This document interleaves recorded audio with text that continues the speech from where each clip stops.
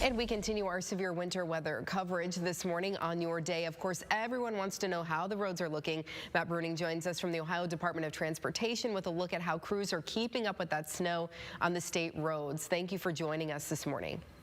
Happy to be here. Thanks for the invite. Absolutely. So we know that your crews have been working those 12-hour shifts. How are things going so far?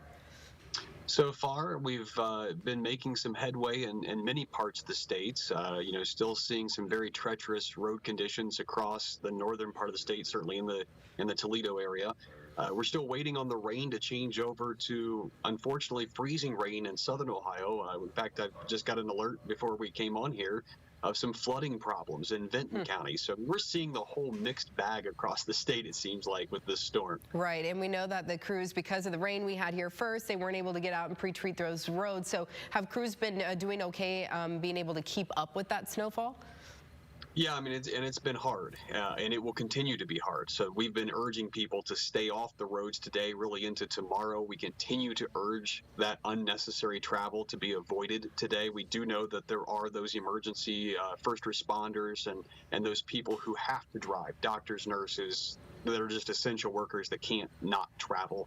And for those folks, we just tell them plan ahead, allow a lot of extra time to reach your destination. You're going to need it today as this heavier snow continues to come down and then the blowing and drifting issues develop. It's just going to be harder and harder for our crews to stay ahead of it. Have your crews run into any problems, any crashes there on the roads while they've been clearing? Yeah, unfortunately, we've had two of our plows struck just in the last 24 hours, one in Cleveland and one on US 24 in Paulding County.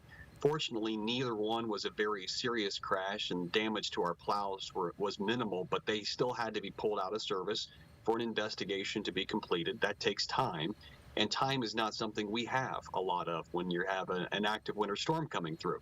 So we really need people to stay home, avoid that unnecessary travel. It makes it safer for you, and it makes it safer for us to get the job done.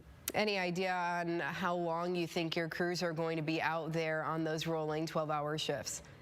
I would expect at least for the next 48 to 72 hours, the goal will be to get things, passable during the storm. And then once the storm, eases up and moves away from us to the east, certainly that's when we'll make some headway to start getting things more perfect than just passable.